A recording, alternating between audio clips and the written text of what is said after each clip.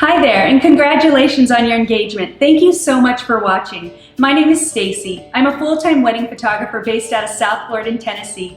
I work alongside with my husband Brandon, and together we have photographed over 500 weddings in the past 10 years. Welcome to Poirier Wedding Photography.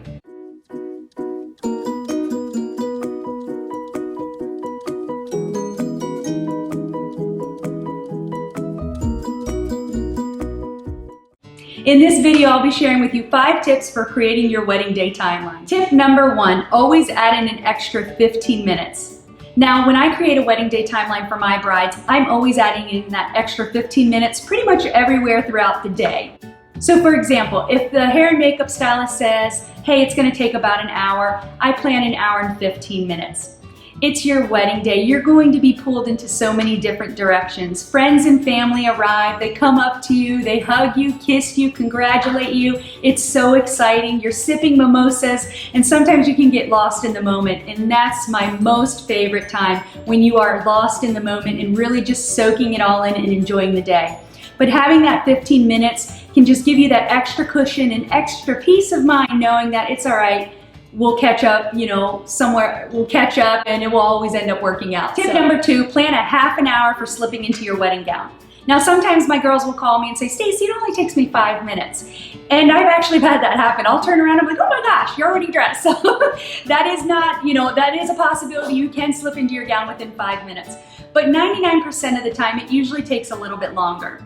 Now when you're at your final fitting at your bridal salon, those guys are professionals. They can slip you in and out of dresses within 5 minutes, and that can be a full lace-up back as well. But on your wedding day, you usually have your mom there, your maid of honor, and most likely they haven't slipped you into your gown and they're not too familiar with the lace-up back and whatnot. So having that half an hour, again, just goes back to giving you peace of mind, gives you that extra cushion, and really allows you to soak in and enjoy every moment of the day. Tip number 3, factor in the travel time from your getting ready location to your ceremony location. So when a bride provides me the information of where she's getting ready and where we need to be, I usually pull up the Google Maps and I will map out the time frame basically it takes to get from point A to point B.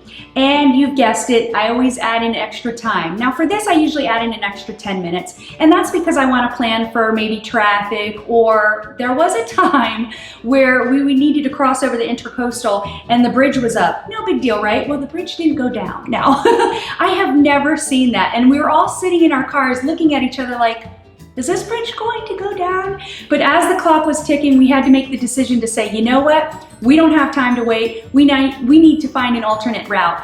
And we all turned around and found another area. It all worked out, but having that 10 minutes really made a world of a difference. Tip number 4, your ceremony time. You want to add in an extra 10 minutes. So for example, if your ceremony starts at 2 o'clock, figure you'll most likely be walking down the aisle around 2:10.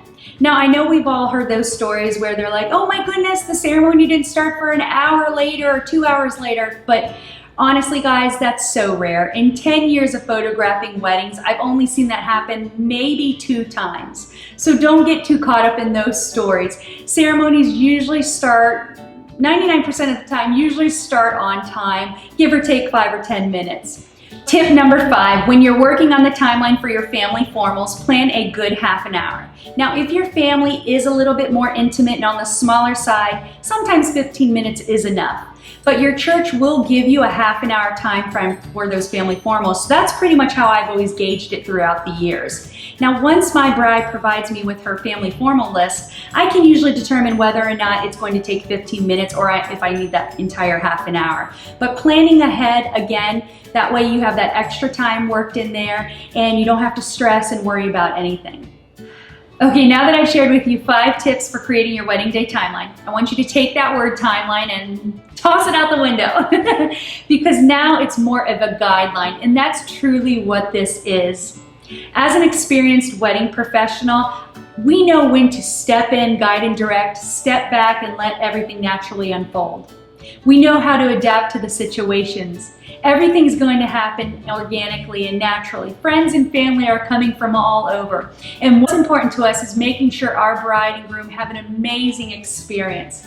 Because at the end of the day, it's the two of you coming together, celebrating your love with your closest family and friends. Don't get caught up in all these little details, because you know what? It always ends up working out. And sometimes I'm even shocked it does too. So sometimes I'm like, oh my goodness, how did it work out? But it does, because you have an experienced team that you selected, and you know that you're in good hands, and they'll make sure everything is captured and taken care of for you. I hope you found this video helpful. If you did, give me a thumbs up.